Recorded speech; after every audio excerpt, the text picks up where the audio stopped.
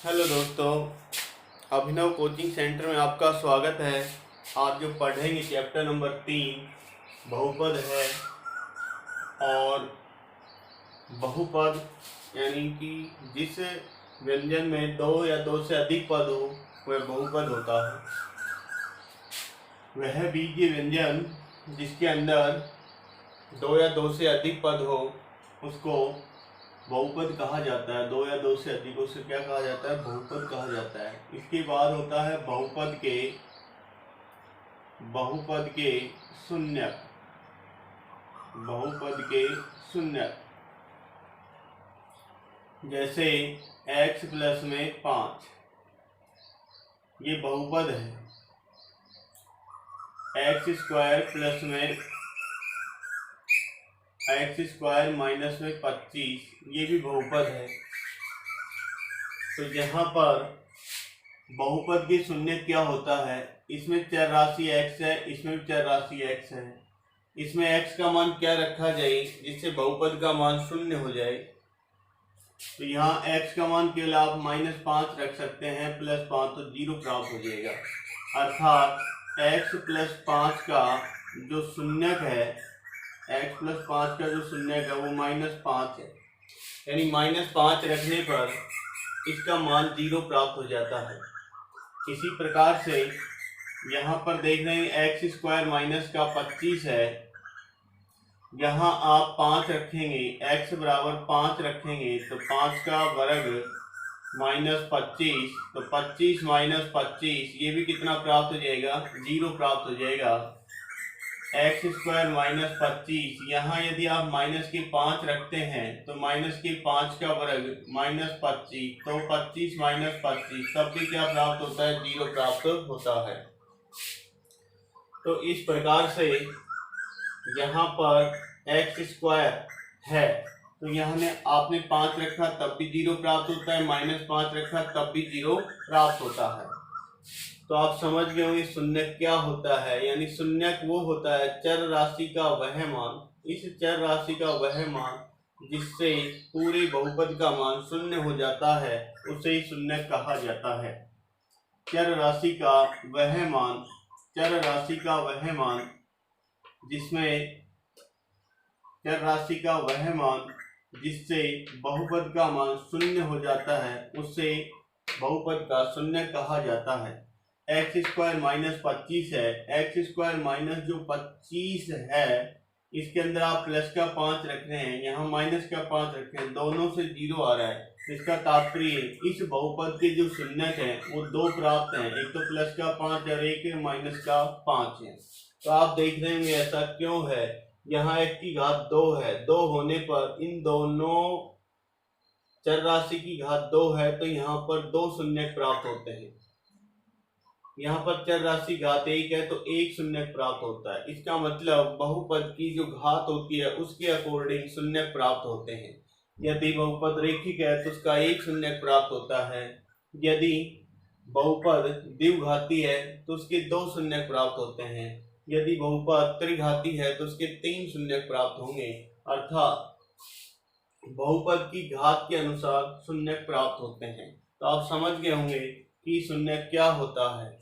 कि शून्यक वह होता है जिसमें चर राशि का वह मान, चर राशि का वह मान जिसे रखने पर या निरूपित करने पर पूरे बहुपद का मान शून्य हो जाता है, उस मान को क्या कहा जाता है? शून्यक कहा जाता है उस बहुपद का। तो इसी प्रकार से ये रेखिक था तो इसका 1 शून्यक प्राप्त हुआ। यहाँ पर द्विघात है तो यहाँ पर कितने शून्यक प्राप्त हुए? 2 शून्यक प्राप्त हुए, प्लस का 5 और माइनस का 5। एक्स स्क्वायर प्लस का 7x, इसके भी 2 शून्यक प्राप्त होंगे। और 2 शून्य क्या होंगे? एक तो कंप्लीट आप देख रहे होंगे x बराबर 0 रखने पर इसके पूरे बहुपद का मान 0 हो जाए, क्योंकि सभी पदों में चर राशि विद्यमान है। एक्स स्क्वायर प्लस में 7x, दोनों में चर राशि है तो x = 0 रखने पर बहुपद का मान 0 हो जाता है। बहुपद का मान क्या हो जाता है? 0 हो जाता है। तो यहाँ पर ऐसे बहुपदों का 1 शून्यक हमेशा 0 होता है। यदि सभी पदों में चर राशि विद्यमान होती है उसका एक बहुपद डेफिनेट निश्चित क्या होता है? 0 होता है। इसका दूसरा शून्यक, आप इसके अंदर x के स्थान पर -7 रख दें तब भी इसको 0 मान प्राप्त होता है। -7 का वर्ग प्लस में 7 इंटू में -7, तो प्लस के 49 और माइनस के 49 कितना प्राप्त हो गया 0।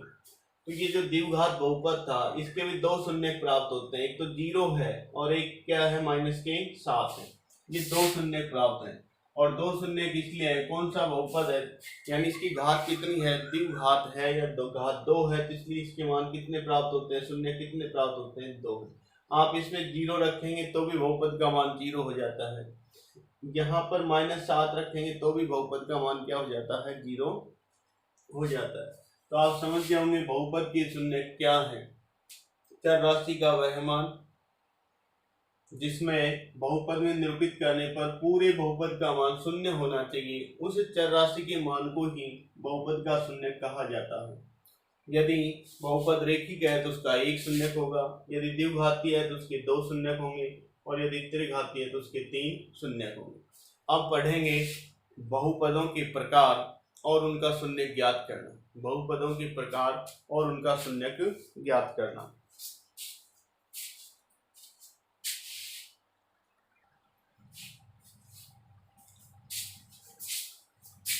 तो पढ़ा था अपन ने बहुपद और शून्य क्या होते हैं। अब पढ़ेंगे बहुपदों की शून्य ज्ञात करना कि शून्य किस प्रकार से ज्ञात किया जाता है। तो आपके सिलेबस में जो बहुपद होंगे इस प्रकार के होंगे, उनका शून्य किस प्रकार ज्ञात करना है। रेखिक, द्विघाती, दो प्रकार के, त्रिघाती आपके सिलेबस में नहीं है। इसका बहुपद तो अपन समझ चुके हैं, इसका जो शून्य का अपन जान चुके हैं किस प्रकार ज्ञात करना है, तो बिल्कुल इजी है। रेखिक है, x + 7 है, इसका जब आप शून्य ज्ञात करेंगे तो x + 7 बराबर क्या रख लेंगे 0 रख लेंगे। वैसे इसका आंसर तो आप मौखिक बता ही सकते हैं। x + 7 है, इसमें -7 रखने पर इसका मान 0 हो जाएगा, तो इसका शून्य -7 आएगा। लेकिन इसको लिखित में कैसे लिखना है, कॉपी के अंदर x + 7 बराबर 0 रख लेंगे। इसको 0 के बराबर क्यों लिखा है, क्योंकि इसका मान अपने को 0 करना है। x + 7 है, इसका मान अपने को 0 प्राप्त करना है, तो इसके बराबर 0 रख लेंगे। अब प्लस का 7 आप पक्षांतर करेंगे तो 0 तो है ही, और प्लस का 7 इस पक्ष में लिखेंगे तो माइनस का 7 हो जाएगा। x बराबर -7, ये इसका क्या कहलाएगा, शून्य कहलाएगा। क्या कहलाएगा, शून्य कहलाएगा। तो जो रेखिक जो बहुपद होता है उसका तो आप डायरेक्ट शून्य भी निकाल सकते हैं, यानी कि उसमें x या चर राशि का मान कितना रखा जाए कि वो 0 प्राप्त, उसका मान 0 हो। इसी प्रकार से यहाँ दूसरे शब्दों में इस प्रकार भी लिख सकते हैं, जैसे +5 है, इसका आपको शून्य प्राप्त करना है, तो यहाँ पर जो चिन्ह होता है वो विपरीत हो जाएगा। तो x प्लस में 5 है तो इसका शून्य क्या हो जाएगा, -5 हो जाएगा। ठीक है ना। तो इसी प्रकार से +5 था तो -5 हो गया, -5 होता तो +5 हो जाता। ठीक है। तो x + 5 और x + 5 है बराबर 0 लेंगे तब भी कितना प्राप्त हो जाएगा, -5 प्राप्त हो जाएगा। इसी टाइप में जैसे अपन एग्जांपल लेते हैं 2x + में 3। ठीक है। तो इसका शून्य प्राप्त करना है, तो अपन जानते हैं कि ये जो x है यहाँ पर आप -3 रखेंगे तो +3 0 हो जाएगा, और x के साथ में जो गुणा कितना है 2, उसका भाग दे देंगे। इसका जो शून्य प्राप्त होगा वो कितना हो जाएगा, -3/2 प्राप्त हो जाएगा। इसी प्रकार से जैसे नेक्स्ट एग्जांपल लेते हैं ax + में b। तो यहाँ पर प्लस का b है, तो इसका 0 मान प्राप्त करने के लिए x के स्थान यानी चर राशि का मान क्या होगा, -b, और x का जो गुणांक कितना है उसका क्या होता है, भाग होता है। तो इसका जो शून्य प्राप्त हो जाएगा -b में कितना प्राप्त हो जाएगा, a प्राप्त हो जाएगा। इसको अपन लिखित में लेना चाहें तो 2x + में 3 बराबर कितना ले लेंगे, 0 ले लेंगे। प्लस का 3 आप पक्षांतर करेंगे तो 2x बराबर क्या हो जाएगा, -3 हो जाएगा, और x बराबर क्या हो जाएगा, -3/2। इसी प्रकार से ये ले लेंगे ax + में b बराबर 0 ले लेंगे। प्लस का b उधर होगा तो किस में हो जाएगा, माइनस का b, और x बराबर 1 का क्या हो जाएगा, भाग हो जाएगा। इस प्रकार से ये शून्यक हैं, इनके हैं जो रेखिक बहुपद है उनके शून्यक हैं। इसी प्रकार से जैसे ax है, केवल ax है, इसका शून्यक हमेशा केवल 1 ही होता है। तो x का गुणांक a है तो इसके बराबर आप 0 लेंगे। ए का भाग देंगे तो एक्स बराबर 0 में ए, तो क्या आ जाएगा, हमेशा 0 ही आएगा। तो केवल एक ही पद और वो भी चर राशि। तो हमने यहाँ भी बताया था जब सभी पदों में चर राशि होती है तो उसका बहुपद डेफिनेट क्या होता है, शून्य होता है। तो ए एक्स एक ही पद है, इसमें चर राशि भी है, तो इसका जो शून्यक होता है वो क्या होगा, 0 होगा। शून्य क्या होगा, 0 होगा। तो ये थे रेखीय बहुपदों के शून्यक। कल इसके बहुपद के शून्यक पढ़ेंगे अपन। ठीक है, नेक्स्ट कल पढ़ेंगे। धन्यवाद।